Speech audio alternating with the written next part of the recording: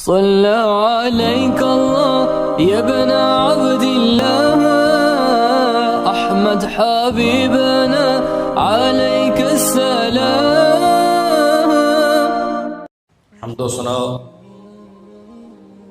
اللہ وحدہ لا شریک کے لیے، درود و سلام سید الانبیاء جناب محمد رسول اللہ صلی اللہ علیہ وسلم کی ذات گرامی پر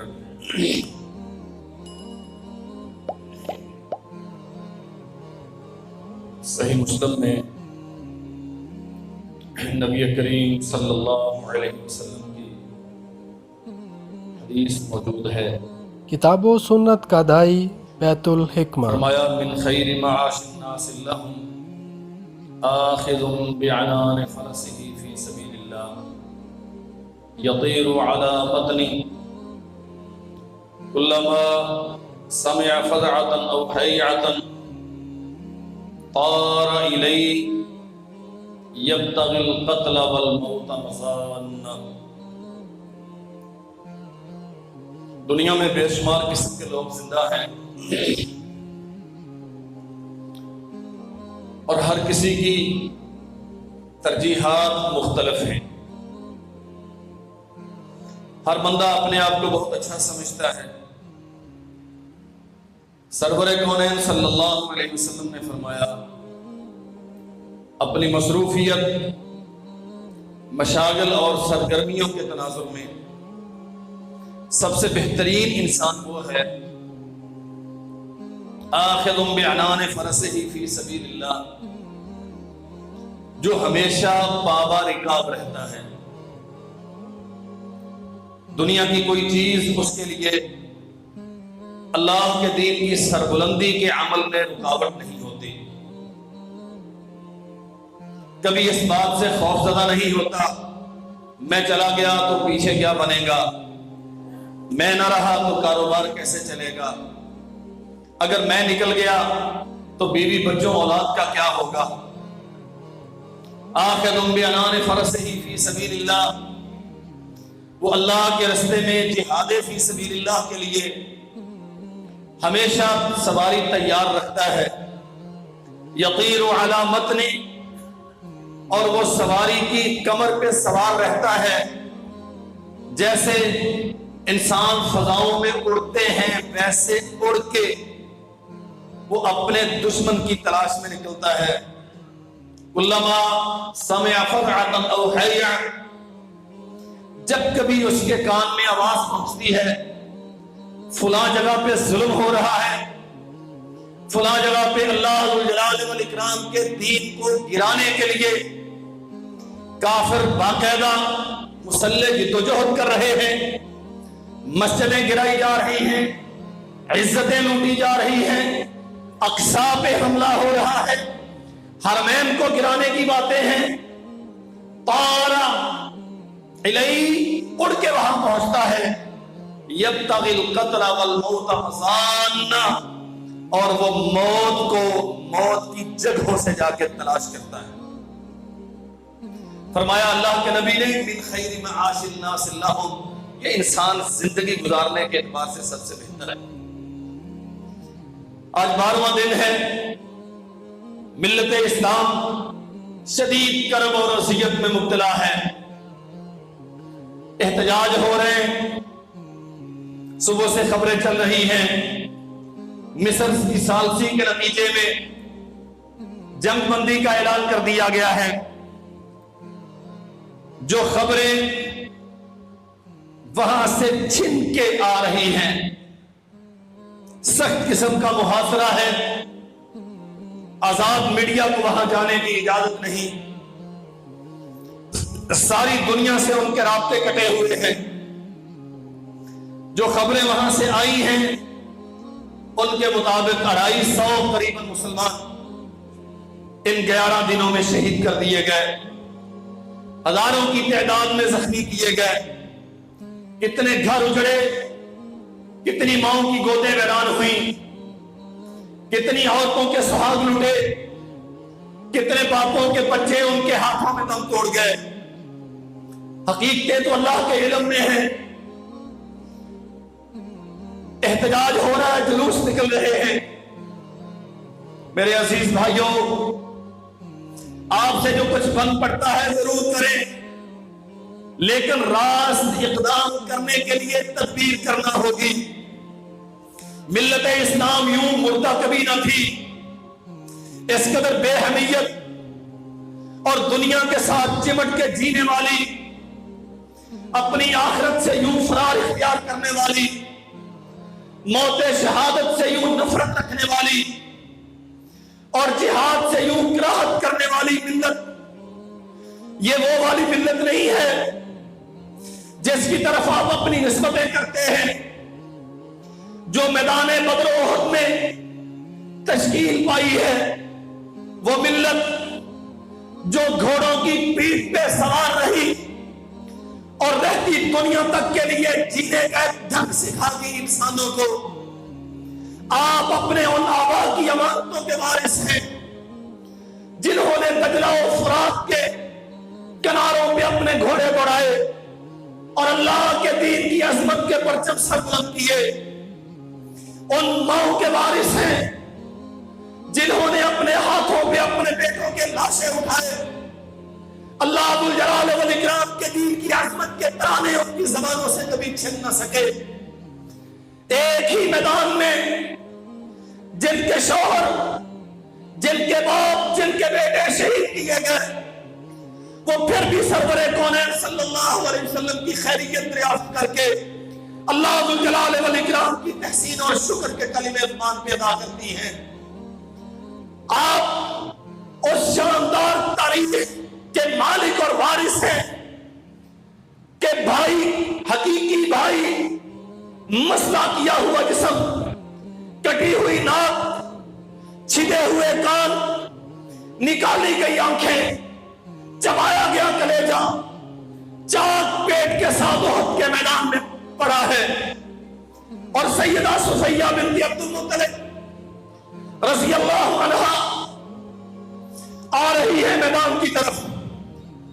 محمد کریم صلی اللہ علیہ وسلم نے روک دیا. میری پھپھو آ رہی ہے، یہ عورت ہے، شاید حمزہ کی یہ حالت دیکھ کر برداشت نہ کر پائیں گے، روکیں. وہی اسے پکار کے کہا، ٹھیک ہے حمزہ کی بہن ہوں، ایک محبت کرنے والی ہوں، کلیجے پہ زخم لگا ہے، لیکن میرے بھتیجے یاد رکھیے، میں صرف حمزہ کی بہن نہیں ہوں، آپ کا کلمہ پڑھنے والی بھی ہوں. جس بہن نے بھائی کو تیار کر کے اللہ کے دین کے لیے روانہ کیا تھا، اس کو اس کٹی پھٹی لاش پہ اللہ کا شکر ادا کرتے ہوئے صبر کرنے کا سلیقہ بھی آتا ہے. میں بہت اختصار کے ساتھ اسی ارض فلسطین کا کچھ تاریخی پس منظر احباب کی خدمت میں عرض کروں گا. احتجاج کرنے چاہیے، لیکن احتجاج بے بسوں، کمزوروں، لاچاروں، ضعیفوں اور معذوروں کا کام ہے. جوانوں، غیرت مندوں، جفاکشوں، مجاہدوں، سرور کونین محمد کریم صلی اللہ علیہ وسلم کے وارثوں کا کام صرف احتجاج نہیں ہے. اور یہ بات یاد رکھنی چاہیے. گئے آپ کے وزیر خارجہ سلامتی کونسل میں جا کے خطاب فرمایا، ہم انہیں خراج تحسین پیش کرتے ہیں، چلے کوئی کلمہ خیر تو کہا. ترکش بھی اٹھے، قطری بھی گئے، جس نے اخلاص کے ساتھ فلسطینیوں کے دکھوں کے مداوے کے لیے جو کیا، ہم اللہ کی بارگاہ میں دعا کرتے ہیں اللہ ان کی یہ مسائی برآمد فرمائے، ان کے لیے دنیا اور آخرت کی عزت کا باعث بنائے. لیکن میرے بھائیوں، اول و آخر اس مسئلے کا حل وہی ہے جو اللہ ذوالجلال والاکرام نے قرآن مجید میں بیان کیا ہے. وَلَمَّا بَرَزُوا لِجَالُوتَ وَجُنُودِهِ، قرآن مجید اس بات کی تفصیلات بیان کرتا ہے. لشکر آمنے سامنے ہیں، قالوا ربنا افرغ علینا صبرا وثبت اقدامنا، وانصرنا علی القوم الکافرین. داستان بڑی طویل ہے. یہود یہاں پہ موجود ہے. وہی خسیس النفس زمانے کے بدترین انسان بلکہ انسانیت سے آری اللہ ذو الجلال والاکرام کی مخلوق میں سب سے قلیل ذہنیت رکھنے والے اسی کتاب و سنت کا دائی بیت جس شہر کو الحکمہ. یروشلم کہتے ہیں. عیسائیوں نے جنہیں جس شہر کو ایلیا کا نام دیا. ہم ملت اسلام کے وارث جسے ارض قدس بیت المقدس کے نام سے جانتے ہیں یہ موجود ہے اس شہر میں. اور ذرا پس منظر دیکھیے, ان کے کرتوت بھی سمجھیے اور اپنے حق کے ملکیت کی حقانیت کا بھی ادراک کیجیے. وہ لا علم ہے شرائع اسلام کے تقاضوں سے. وہ ناواقف ہیں انسانی تاریخ کے مد و جدر سے. وہ نہیں جانتے تاریخ انسانی کے اس تابناک روشن پہلو کو جو آج کسی پارلیمنٹ کے ڈسک پہ کھڑے ہو کے یہ کہتے ہیں ہمارا قبلہ بیت اللہ ہے, بیت المقدس یہود کا قبلہ ہے, لہذا ان پہ حق ملکیت کا ہمیں کوئی استحقاق نہیں. یہ جہالت اور لا علمی کی باتیں ہیں. سیدنا موسیٰ علیہ السلام, جناب موسیٰ کچھ جاگ کے بیٹھا کریں یار, میں شدید تکلیف میں ہوں. کل سے آنکھ میں درد ہے, سر میں درد ہے. اس کے باوجود کم از کم 3 کتابیں پڑھ کے آیا ہوں آپ کے سامنے یہ کچھ بیان کرنے کے لیے. جناب موسیٰ علیہ السلام اللہ کے برگزیدہ نبی, داستان قرآن مجید میں تفصیلاً موجود ہے. آسمان کے رب نے حکم دیا قوم کو ساتھ لیجئے. یہی بدبخت تھے, انہی کے وڈیرے تھے جو اپنے آپ کو آج یہود کہلواتے ہیں, اللہ کے بیٹا ہونے کا, محبوب ہونے کا دعویٰ رکھتے ہیں. موسیٰ علیہ السلام کو حکم دیا گیا لیجئے انہیں ساتھ اور جائیے بیت المقدس کی آزادی کے لیے جہاد کیجیے. یہی مسئلہ سمجھانا چاہتا ہوں.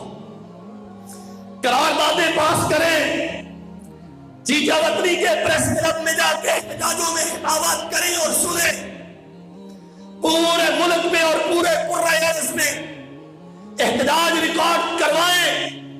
لیکن میں پھر سے عرض کروں یہ مجبوروں کا, بے بسوں کا, لاچاروں کا طریقہ ہے. انبیاء کا یہ طریقہ نہیں ہے, شجاعتوں کا یہ طریقہ نہیں ہے, غیرت مندوں کا یہ طریقہ نہیں ہے. اللہ نے موسیٰ علیہ السلام کو حکم دیا, قوم کو لے کے نکلے, اور جانتے ہو نا یہی ہے وہ جنہوں نے کہا تھا فَاذْهَبْ أَنْتَ وَرَبُّكَ فَقَاتِلَا إِنَّا هَاهُنَا قَاعِدُونَ. موسیٰ آپ جائیں بیت المقدس کی آزادی کے لیے لڑیں. فَاذْهَبْ أَنْتَ وَرَبُّكَ فَقَاتِلَا. اللہ نے موسیٰ کو مذاکرات کے لیے بھیجا. بیت المقدس آزاد کیسے ہوگا, ہمارا اس میں حق ملکیت کیا ہے, بس یہی 2 نقطے عرض کروں گا. اللہ نے موسیٰ علیہ السلام کو بھیجا کہ جا کے مذاکرات کریں, سلامتی کونسل میں جا کے قرارداد پاس کروائیں, اقوام عالم کو ایکٹیویٹ کر کے ایک نقطے پر قوم کے ہاتھ کھڑے کروا لیں کہ صہیونی مصنوعات کا بائیکاٹ کریں گے. ہم تو یہ بھی کرنے کے لیے تیار نہیں ہیں. ہم تو شاید یہودیوں کو اپنا دشمن سمجھتے نہیں ہیں. ہماری بدقسمتی یہ ہے کہ ہماری پارلیمنٹ میں کھڑے ہو کے یہ آوازیں آتی ہیں. وہ ملک جو 18 لاکھ قربانیوں کے نتیجے میں لا الہ الا اللہ محمد رسول اللہ کی عظمت کے لیے بنا, اور جس کے بنائے جانے سے پہلے اس عظیم وطن کے بانی نے کہا تھا جب تک صہیونی فلسطینیوں کو ان کا حق نہیں دیتے تب تک ان کے ساتھ کوئی مذاکرات اور تسلیم و رضا کی بات نہیں ہو سکتی. اس ملک کی پارلیمنٹ میں یہ بات ہو کہ وہ ان کا قبلہ وہ ہمارا قبلہ, نہیں، یہ ہمارا قبلہ، یہ ہم بیت اللہ کی طرف منہ کر کے نماز پڑھتے ہیں، لیکن اس کی حیثیت ہم موسیٰ علیہ السلام کے وارث ہیں۔ اللہ نے موسیٰ کو بھیجا اس کی آزادی کے لیے۔ چیچا وطنی کے بھائیوں، دیانتداری سے بتاؤ، موسیٰ کے وارث یہودی ہیں یا آپ ہیں؟ یہودیوں نے تو انکار کر دیا تھا، تب یہودیوں نے ہم نہیں جائیں گے، فَاذْهَبْ أَنْتَ وَرَبُّكَ فَقَاتِلَا، جانا کس لیے ہے؟ قتال کے لیے، مذاکرات کے لیے نہیں، قرارداد مذمت پیش کرنے کے لیے نہیں، منت سماجت کے لیے نہیں، فقاتلا قتال کے لیے۔ لیکن یہود نے کہا کیا؟ موسیٰ ہم نہیں جا سکتے، آپ جائیں، آپ کا رب جائے، چلیں۔ موسیٰ علیہ السلام کا وقت تمام ہو گیا، یہ جہاد سے انکار کرنے والے صحرائے سینا میں بھٹکنے کے لیے چھوڑ دیے گئے، حتیٰ کہ اللہ ذوالجلال والاکرام نے سیدنا یوشع بن نون علیہ السلام کو مبعوث فرمایا۔ داستان پچھلے کسی خطبے میں میں تفصیل سے عرض کر چکا ہوں، آج محض اپنا مستقل عرض کروں گا۔ شام کا جھٹپٹا ہے، سورج غروب کے قریب ہے، اور جناب یوشع بن نون علیہ السلام اپنی قوم کے ساتھ بیت المقدس کی آزادی کے لیے بسرے پیکار ہیں، جہاد کی سواری پہ سوار ہیں۔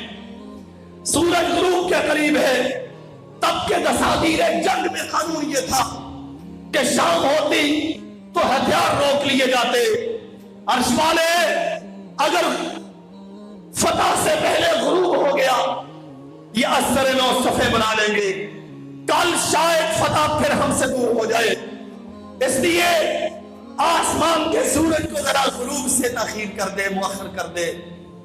جناب ابو ہریرہ بیان کرتے ہیں رضی اللہ عنہ، آسمان کی طرف نگاہ اٹھائی، حدیث ہے رسول اللہ صلی اللہ علیہ وسلم کی، یوشع بن نون دعا کرتے ہیں، انک مأمورا وانا مأمور، او آسمان کے سورج تو بھی اللہ کے حکم سے چل رہا ہے، میں بھی اللہ کے حکم سے جہاد کر رہا ہوں، تیری ذمہ داری روشنیاں بخیرنا ہے، میری ذمہ داری اس جہاد کی تلوار سے دنیا کی تاریکیوں کو دور کرنا ہے۔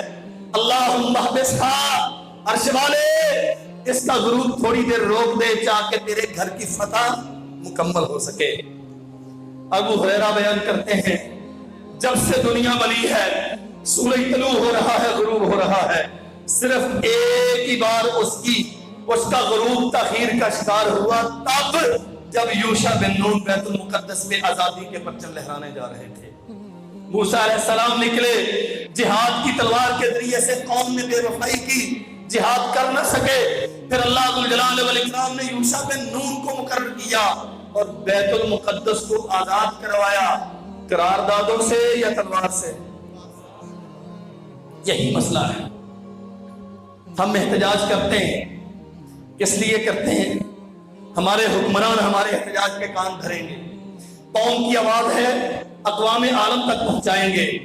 ہم یہ نصیحت کرتے ہیں اسی یقین کے ساتھ قوم کی ذہن سازی بھی ہو، یہ دنیا کا دستور ہے، جس کی لاٹھی اس کی بھینس، یہ کوئی ایسا گھسا پٹا جملہ نہیں ہے، یہ قانون ہے فطرت کا۔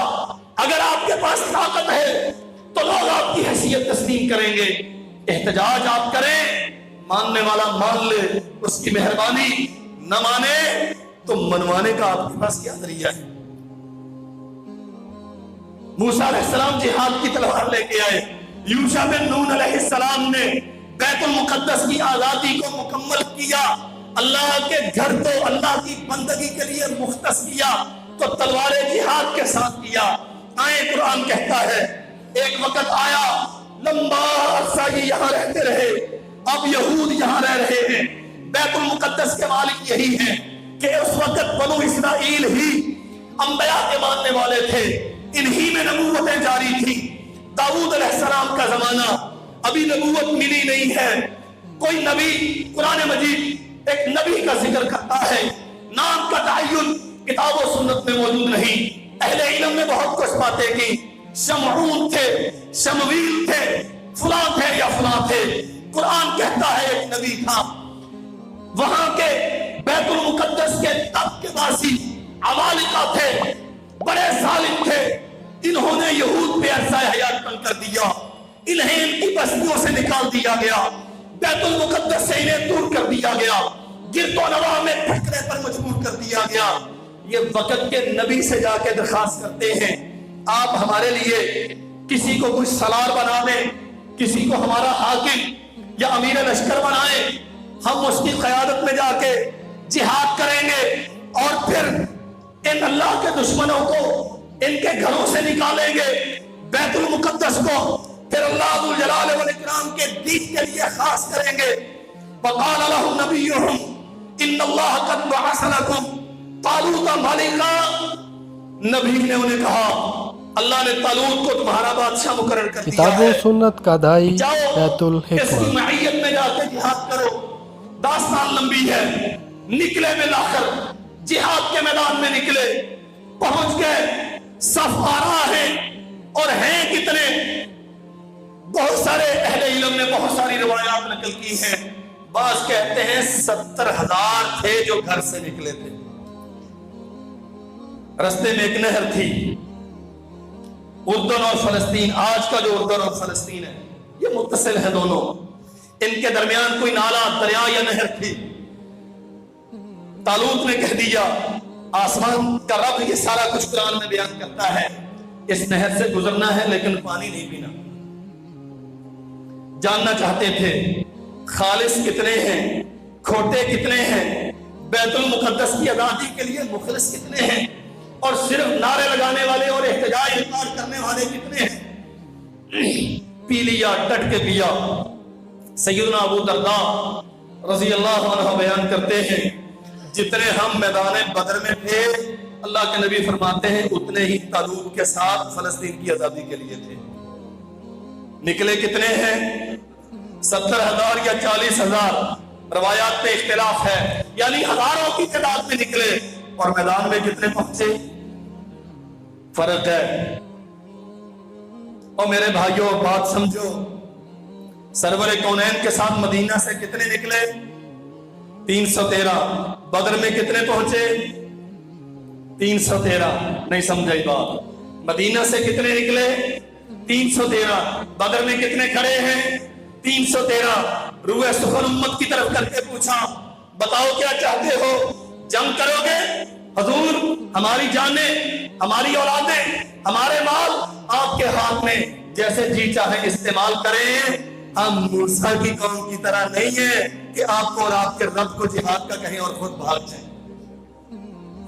یہاں 313 گھر سے نکلے، 313 میدان میں کھڑے ہیں، وہاں 70,000 نکلے اور 313 میدان میں کھڑے ہیں۔ چلے یہ تو اللہ ذو الجلال والاکرام کا انتخاب ہے کہ خالص تھوڑے ہی ہوتے ہیں، جفاکش جانثار تھوڑے ہی ہوتے ہیں، کھڑے ہیں میدان میں۔ وَلَمَّا بَرَزُوا لِجَالُوتَ وَجُنُودِهِ قَالُوا رَبَّنَا أَفْرِغْ عَلَيْنَا صَبْرًا وَثَبِّتْ أَقْدَامَنَا وَانصُرْنَا عَلَى الْقَوْمِ الْكَافِرِينَ۔ عرش والے سارے پانی پی پی کے اپنے پیٹ مٹکوں کی طرح پھلا کے نہر کے کنارے بیٹھ گئے۔ یہ 313 ہیں، میدان میں ہیں، جتنے بھی تھوڑی تعداد ہیں میدان میں، اب ان کی التجا کیا ہے؟ افرغ علینا صبرا وثبت اقدامنا۔ صبر، افرغ کہتے ہیں کسی برتن میں کوئی چیز ہونا تو برتن کو الٹا کر ساری کو گرا دینا، اسے افرغ کہتے ہیں۔ اللہ مکمل صبر ہمیں عطا کر دے۔ بس ثبت اقدامنا، عمالقہ کے سامنے، ظالموں کے سامنے کھڑے ہیں، تیرے گھر کی آزادی کے لیے کھڑے ہیں، ہمیں ثابت قدمی عطا کرنا۔ وانصرنا علی القوم الکافرین، اللہ صبر دے، ثابت قدمی دے اور کافروں پر فتح دے۔ دعا کی ہے اللہ صبر دے، ثابت قدمی دے اور کافروں پر فتح دے۔ یہ دعا کہاں جا کے کی؟ یہی فلسفہ سمجھنے کا ہے۔ یہ دعا کہاں جا کے کی؟ ہاں تسی نہ بولے آج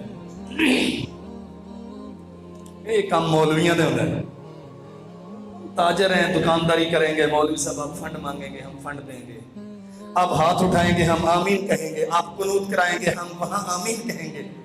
یہ کام بڑا مشکل ہے، یہ کام بڑا مشکل ہے.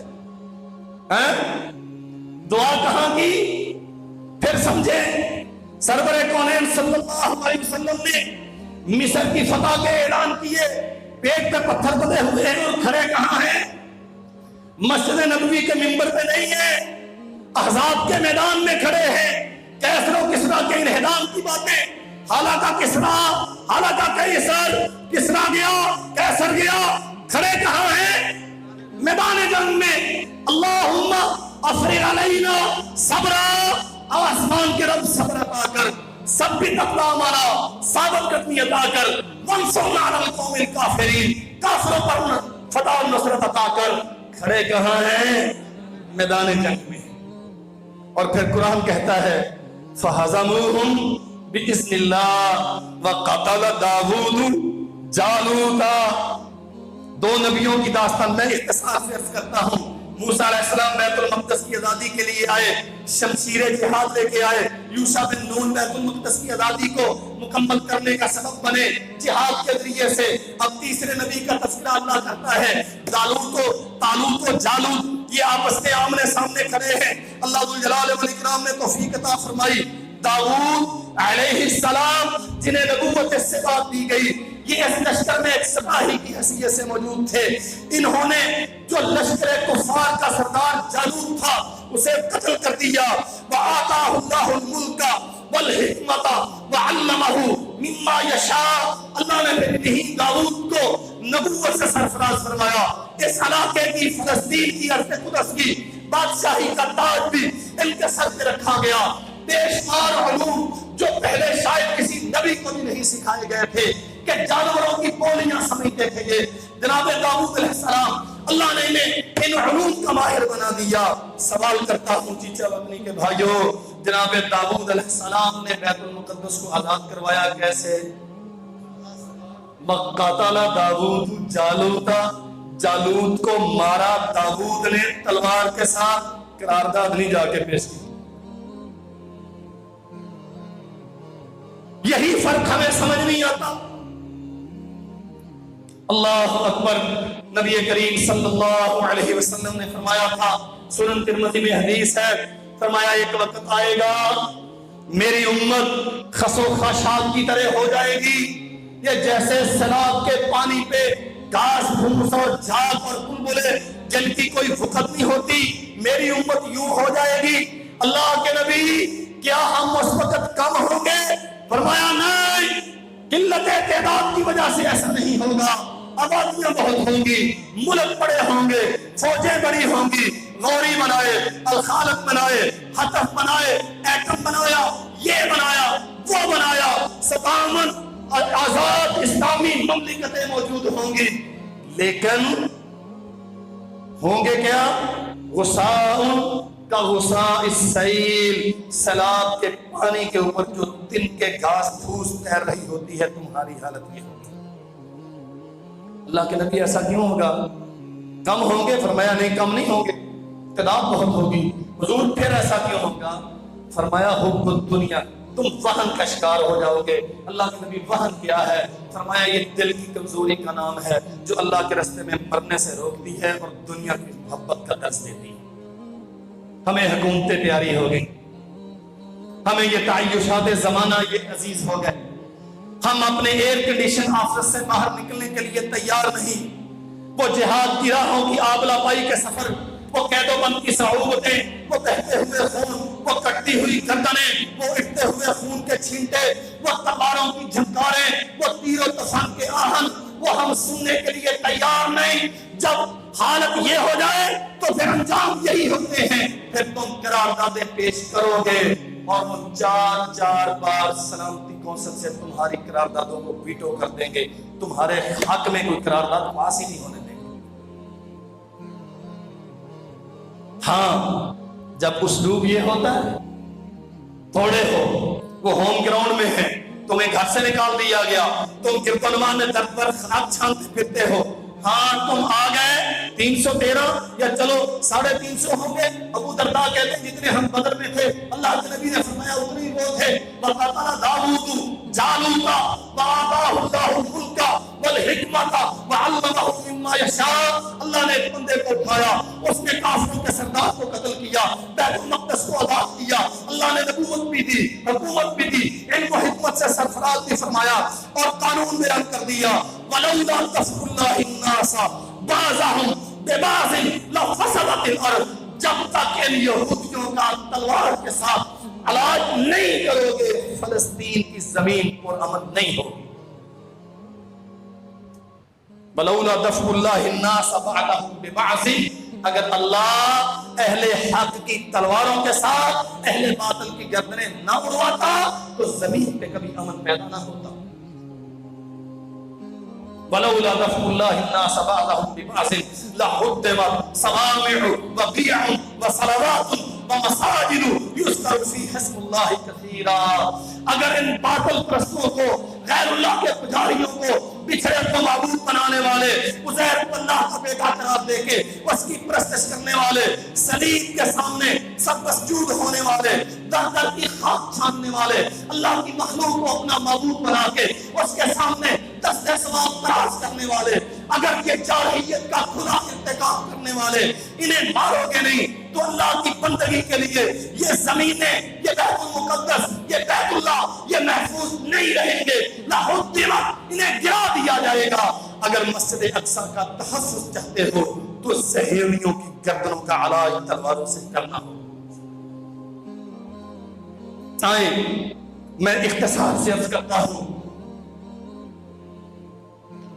جناب نبی کریم صلی اللہ علیہ وسلم 16-17 ماہ اسی مقدس گھر کی طرف منہ کر کے نمازیں ادا کرتے رہے. جناب عمر بن خطاب رضی اللہ عنہ کے دور خلافت میں سن 16 ہجری میں 638 عیسوی میں اللہ ذو الجلال والاکرام نے توفیق دی. اللہ کے بندوں کو ایک لشکر سیدنا عمرو بن العاص رضی اللہ عنہ کے زیر کمان مصر کی فتح کے بعد قاہرہ, اسکندریہ, اس سارے علاقے پہ پرچم اسلام لہرا دیے جانے کے بعد پہنچا ہے. عرض قدرت کے دروازوں پہ دستک دیتا ہے. خط لکھا ہے امیر المومنین خلیفۃ المسلمین سیدنا عمر بن خطاب رضی اللہ عنہ کے نام. حضور میں پہنچ گیا ہوں بیت المقدس, عرض قدس کی دیوار کے نیچے محاصرہ کر لیا ہے عرض فلسطین کا, عرض مقدس کا. ہدایات جاری کریں, اب میرے لیے حکم کیا ہے. عیسائی مورخ لکھتا ہے تب جناب سیدنا عمر بن خطاب رضی اللہ عنہ نے کہا تھا ہم نے روم کے ارطبون کو عرب کے ارطبون سے ٹکرا دیا. ہمیں چونکہ تاریخ سے واقفیت نہیں اس لیے یہ سمجھ آئے گی نہیں. تب اس وقت جب عمر بن خطاب کے زمانے میں سن 16 ہجری میں 638 عیسوی میں اللہ نے فلسطین مسلمانوں کو عطا کیا, بیت المقدس کی فتح ممکن ہوئی, تب اس علاقے کا بادشاہ اس کا نام ارطبون تھا. اور عیسائی دنیا میں چونکہ یہ شہر عیسائیوں کے لیے بھی بڑا محترم ہے, وہ محراب زکریا علیہ السلام کا کلما دخل علیہا زکریا المحراب وجد عندها رزقا, سیدہ مریم کے قصے میں اللہ نے جس کا تذکرہ سورہ آل عمران میں کیا ہے وہ محراب بھی اسی عرص مقدس میں ہے. عیسیٰ علیہ السلام کو عیسائیوں کے عقیدے کے مطابق, ہم تو سمجھتے انہیں آسمان پہ اٹھا لیا گیا زندہ, عیسائیوں کے عقیدے کے مطابق اسی عرص قدس میں بلکہ اقصی کے احاطے میں انہیں سولی پہ چڑھایا گیا. یہودیوں کا دعویٰ ہے کہ ہیکل سلیمانی یہی بنایا گیا. ہم کہتے ہیں سلیمان علیہ السلام کو اللہ نے کسی علاقے میں حکومت دی لیکن ہیکل نہیں بنایا, مسجد بنائی. نبی سارے ایک ہی دین کے پروردہ ہیں, سب کا دین ایک ہے, توحید کا دین. اس لیے سلیمان علیہ السلام نے بھی مسجد ہی بنائی, ہیکل. یہ سب کے لیے قابل احترام شہر ہے. ارطبون اس زمانے میں اس سرزمین کا بادشاہ تھا، عیسائیوں کے ہاں بڑا محترم بھی تھا اور حقیقتاً بڑا دانا اور ذیق بھی تھا۔ عمر بن خطاب نے یہ کیوں کہا کہ ہم نے روم کے ارطغرل کو عرب کے ارطغرل سے لڑا دیا؟ جو تاریخ سے واقفیت رکھتے ہیں وہ جانتے ہوں گے، اہل علم کہتے ہیں اللہ نے عرب کی عقل 3 دماغوں میں جمع کر دی، مغیرہ بن شعبہ، عمر بن کتاب و عاص سنت کا اور عمر دائی بن خطاب۔ بیت الحکمہ۔ ان سے زیادہ انبیاء کی بات نہیں کرتا، امت کی بات کرتا ہوں، ان سے زیادہ سرزمین عرب میں کوئی اور عقل مند نہیں دیکھا گیا۔ عمر بن عاص رضی اللہ عنہ مصر کے فاتح، انہیں عمر بن خطاب نے ارطغرل کہا، یعنی ان کے ارطغرل سے زیادہ دانا ہے۔ اب دیکھیں کیا بنتا ہے، پھر بننا کیا تھا؟ چند ہفتے یا چند مہینے کا محاصرہ، حتیٰ کہ پوپ، پادری، مذہبی پیشوا جو اس مالک تھے اس خطے کے وہ نکلے، اور عمر بن عاص رضی اللہ عنہ بعض روایات کے مطابق ابو عبیدہ بن جراح رضی اللہ عنہ کو درخواست کی عمر بن خطاب کو بلائیے تاکہ ہمارا برم رہ جائے، ہم بیت المقدس کی چابیاں امیر المؤمنین کے قدموں میں رکھتے ہیں۔ اور سنیے، میں تفصیلات میں نہیں جاتا، صرف ایک نقطے کی طرف توجہ دلاتا ہوں۔ عمر بن عاص یا ابو عبیدہ بن الجراح یا عمر بن الخطاب رضی اللہ عنہم اجمعین، انہوں نے بیت المقدس فتح کیا تو کیسے؟ یہی مسئلہ ہے۔ امیر المومنین نے ایک عام مراسلہ جاری کر دیا، ابو عبیدہ رضی اللہ عنہ امین هذه الامہ، اللہ کے نبی نے فرمایا تھا ہر امت کا ایک امین ہوتا ہے، میری امت کا امین ابو عبیدہ ہے رضی اللہ عنہ۔ عساکر اسلام کے سپہ سالار اعلیٰ تھے، انہیں حکم دیا آپ کے لشکر کہاں کہاں پہ ہیں؟ فرمایا امیر المومنین خالد بن ولید فلاں محاذ پہ ہے، شرحبیل بن حسنہ فلاں محاذ پہ ہے، یزید بن ابی سفیان رضی اللہ عنہما وہ فلاں محاذ پہ ہے، اکرمہ عبد الرحمن ابن عوف وہ فلاں محاذ پہ ہیں، فلاں محاذ پہ ہے۔ فرمایا سب کو جمع کرو، سب کو جمع کرو۔ امیر المومنین کہاں کا حکم ہے؟ فرمایا عمر بن العاص بیت المقدس کا محاصرہ کیے ہوئے سارے اس کی مدد کے لیے پہنچے۔ تاریخ اسلامی میں عساکر اسلام کا اتنا بڑا اجتماع کہیں نہیں ہوا جتنا بیت المقدس کی آزادی کے لیے ہوا۔ واللہ میں یہ سمجھتا ہوں کہ اللہ ذوالجلال والاکرام کی طرف سے فتح و نصرت کے فیصلے ہوتے ہیں۔ عمر بن عاص اکیلے بھی ہوتے، ابو عبیدہ اکیلے بھی اپنا لشکر لے کے آتے، اللہ یہ کر پھر بھی مسلمانوں کو دے دیتا۔ امیر المؤمنین کا یہ اقدام ملت اسلام کے لیے سبق ہے۔ تمہارے اپنے مملکتیں محفوظ ہوں یا نہ ہو، تمہارے دارالحکومتوں میں دفاع کی قوت موجود ہو یا نہ ہو، تمہاری اپنی حکومتیں چلے نہ چلے، تمہارے ملکوں کے باسی کھانا کھائیں کہ نہ کھائیں، سب کو چھوڑو، ساری اسلامی مملکتوں کے حکمرانان عالم کی ذمہ داری ہے، سارے لشکر لے کے بیت المقدس کی آزادی کے لیے پہنچے۔ اور امیر المومنین نے زندگی میں کبھی مدینہ النبی سے، دور خلافت میں کبھی مدینہ النبی سے جدائی برداشت کی کبھی نہیں نکلے، بیت المقدس کی آزادی کے لیے نکلے۔ مسلمانوں یہ مسئلہ سمجھو اللہ کے لیے، موسیٰ علیہ السلام بیت المقدس کی آزادی کا علم لے کے آئے جہاد کی تلوار کے ساتھ، یوشع بن نون نے بیت المقدس آزاد کروایا جہاد کی تلوار کے ساتھ، داؤد علیہ السلام نے بیت المقدس کو آزاد کروایا جہاد کے ساتھ، اور عمر بن خطاب نے بیت المقدس کو آزاد کروایا۔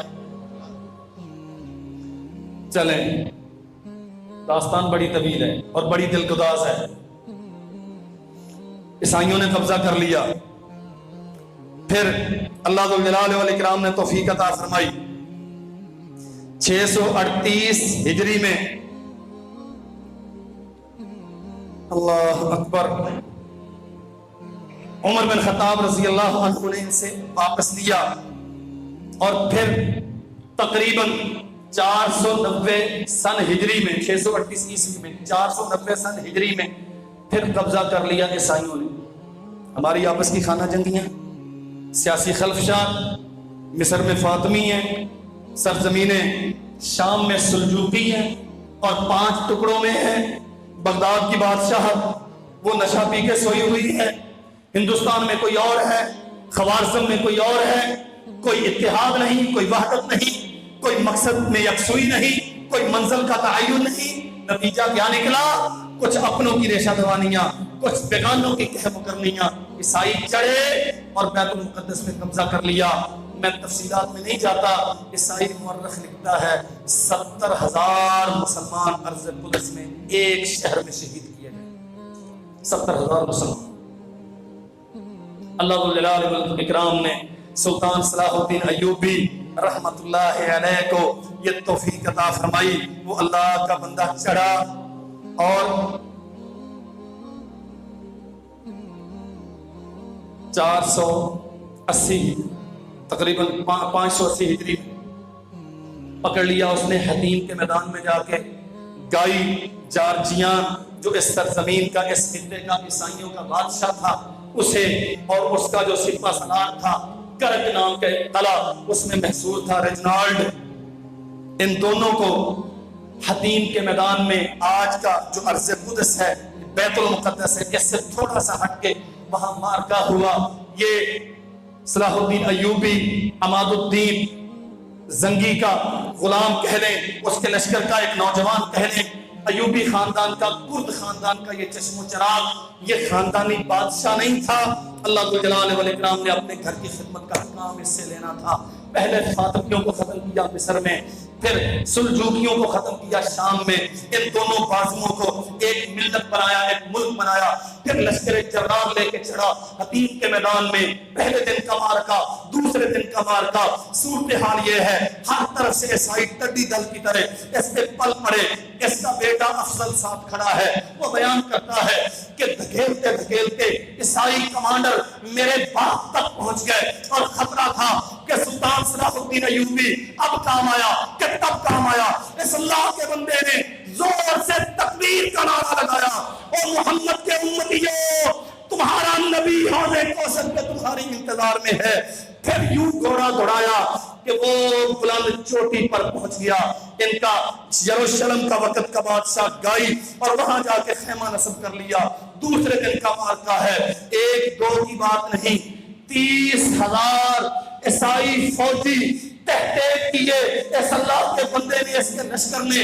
और फिर आखिर जॉर्जिया के बादशाह गाई के, इस गाई बादशाह जॉर्जिया जो बादशाह था यरूशलेम का, उसका खेमा उखाड़ फेंका, उसके सवारे आला रेजिनाल्ड को पकड़ लिया और अपने खेमे में ले आया। और हालत क्या है, जब मुसाहिबीन ने देखा इन दो बड़े दुश्मनों को लेके सुल्तान सलाहुद्दीन अय्यूबी के खेमे में पहुंचे, तो सुल्तान सरमसजूद होके अल्लाह की हमदो सना बयान करते। अल्लाह की कसम ताज्जुब होता है, हम तो रक्सो सरूद के दिल दादा है, नारे लगा लिए, कुछ जोश बलबले का इजहार कर लिया। रब कहाँ है, उसकी मदद कैसे आती है, उसकी मदद के करीने आदाब क्या है, हम तो इन सारे आदाब से नाआशना हो गए। ये है तरीका मदद के हुसूल का, घोड़े की पीठ पे है। लोग कहते हैं आप बगदाद के शहंशाह, बगदाद के खलीफा को लिखें, फरमाया जरूरत नहीं है। वहां लिखें, फरमाया नहीं जरूरत। उधर लिखें, फरमाया नहीं जरूरत। सुल्तान आप किसके बलबूते पे सारी दुनिया के ईसाइयों से लड़ने जा रहे हैं? फरमाया बैतुल मुकद्दस जिसका घर है उसकी मदद के बलबूते पे जा रहा। तब सुल्तान की मदद नहीं थी, मुस्लिम दुनिया के बादशाह तब सुल्तान के हम रिकाब नहीं थे, इसे बुरी निगाहों से देखते थे। हम खानदानी बादशाह हैं, ये गुलामों में से उठ के आ गया, मिस्र और शाम का बादशाह बन गया और ये फतूहात के झंडे गाड़ रहा है। बहुत लंबी चौड़ी दास्तानें हैं। अपनों की गद्दारियां सुल्तान के दौर में भी थी, लेकिन ये मुखलस था, अपने मिशन थे। ये जानता था करारदादों से, मिन्नतों से, समाजतों से बैतुल मुकद्दस की आजादियां मुमकिन नहीं। हतीम पहला मार्का है जो बैतुल मुकद्दस की आजादी का नुक्ता आगाज बना। 2 दिन का मार्का, उसके खेमे को उखाड़ा जा रहा है, उसमें इस्लाम का परचम लहराया जा रहा है और इधर सुल्तान घोड़े से उतर के अल्लाह के सामने उसकी हमदो सना के नारे लगा रहा है। अल्लाह अकबर। और यहाँ सुनो, रेजिनाल्ड कौन है? ये इस इलाके की ईसाई अफवाज का सबसे बड़ा सरदार था। इस खबीस ने किसी जमाने में मिस्र से निकलने वाला एक काफिला जो बैतुल्लाह की जियारत के लिए, हज की अदायगी के लिए जा रहा था, उनके पास साजो सामान भी बहुत था, हीरे जवाहरात, जरो जवाहर और माल भी वाफिर मिकदार में था। इसने पकड़ लिया اور وہاں انہیں پکڑنے کے بعد یہ بغیرت انہیں ان کے مال اسباب چھیننے کے بعد ان کی بیٹیوں کی عصمت دری کے در پہ ہے. جب انہوں نے کہا کہ سنو ہم محمد صلی اللہ علیہ وسلم کے ماننے والے ہیں, ہم تو بیت اللہ کے حج کے لیے جا رہے ہیں, ہمیں چھوڑ دو, تو اس نے تب کہا تھا قولوا لمحمدکم یخلصکم, جاؤ جس محمد کا کلمہ پڑھتے ہو اسے آواز دو تمہیں آگے چھڑا لے. سلطان کو یہ خبر پہنچی, صلاح الدین ایوبی کو یہ خبر پہنچی کہ رجنالڈ نے یوں کیا ہے, مسلمانوں کے قافلے کو پکڑا ہے اور چیلنج یہ دیا ہے کہ اپنے نبی سے کہو کہ آ کے تمہیں چھڑائے. تب اللہ کے ساتھ یہ وعدہ کیا, عرش والے سلطان تب تک اطمینان کی نیند سوئے گا نہیں جب تک اس تیرے نبی کے گستاخ اور توہین کرنے والے کو اپنے ہاتھ سے قتل نہیں کر لے گا. سلطان حتیم کی فتح کے بعد اپنے خیمے میں سجدے سے سر اٹھاتا ہے, دیکھا تو یروشلم کا بادشاہ گائی جارجیان یہ بھی موجود ہے اور رجنالڈ بھی موجود ہے, اور خبیث تو وہ ہے جس نے میرے نبی کی توہین کی. ہاں میں سلطان صلاح الدین ایوبی کتاب و سنت کا دائی بیت الحکمہ. عظمت کا پرچم لہرانے کے لیے بتا اب تم مجھ سے کیا توقع رکھتا ہے. پیاسے بہت تھے اور بعض میں لکھا ہے کہ پیاس کی وجہ سے ان کی زبان کتے کی زبان کی طرح باہر نکلی ہوئی تھی. سلطان نے عرق غلام منگایا. عزم و حوصلہ دیکھو, تم کن کے وارث ہو. عرق غلام منگایا, ٹھنڈا ان دونوں کو پیش کیا, اپنے دشمن بادشاہ کو بھی, اپنے دشمن رجنالڈ کو, اللہ کے نبی کے گستاخ کو بھی پیش کیا, اور ساتھ کیا کہا جس میدان میں تم داد شجاعت دے رہے تھے اسی میدان سے سلطان صلاح الدین آیا ہے. تم نے پی لیا, میں نے ابھی نہیں پیا. تم نے پیا, میں فاتح ہوں, میں نے نہیں پیا. اور پھر مارا اسے, اپنے ہاتھ سے مارا. پھر اس نے مارا اس گستاخ کو, رجنالڈ کو. سلطان صلاح الدین نے تلوار ماری اس کی گردن پہ, کچھ کٹی کچھ اد کٹی رہ گئی. اس کے مصاحبین اٹھا کے لے گئے, اور راوی بیان کرتا ہے کہ جب سے ہم سلطان کی رکاب میں نکلے یہ پہلی رات تھی کہ سلطان آدھی رات تک سبوح قدوس اللہ اکبر لا الہ الا اللہ کے نعرے لگاتا رہا, اور پچھلی رات چند گھڑیاں اس نے آرام کیا. جب سے ہم جہاد کے میدان میں نکلے یہ پہلی رات تھی جب چند گھڑیاں اطمینان کے ساتھ سلطان سویا.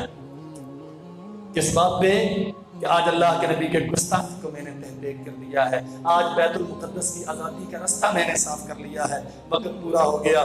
20 رجب 583 ہجری اللہ کے بندے نے کئی دن کے محاصرے کے بعد, مجنیکوں کے مسلسل استعمال, بہت ساری شہادتیں, میتیں اٹھانے کے بعد بیت المقدس کی فتح کے دروازے کھلے اور محمد کریم صلی اللہ علیہ وسلم کی عظمت کے ترانے پڑے گئے. اور سنو میرے بھائیوں, آخری بات عرض کرتا ہوں, وہ محراب بیت المقدس کا, مسجد اقصی کا, جسے آج بھی جلایا جاتا ہے, سلطان نور الدین محمود زنگی نے جس میں رکھنے کے لیے ایک شاندار ممبر بنایا تھا. امام ابن کثیر نے الکامل میں, امام ابن اسیر نے الکامل میں لکھا ہے اتنا شاندار ممبر اسلامی تاریخ میں کبھی نہیں بنایا گیا جو سلطان نور الدین محمود زنگی نے بیت المقدس میں رکھنے کے لیے بنایا تھا. سلطان صلاح الدین ایوبی کی رکاب میں یہ ممبر تھا کہ اللہ مجھے فتح عطا کرے گا اور میں اپنے آقائے ولی نعمت محمود زنگی کا وہ خواب شرمندہ تعبیر کروں گا, مسجد اقصی کے محراب میں لے جا کے وہ ممبر رکھوں گا. اور رکھا, لیکن کیسے؟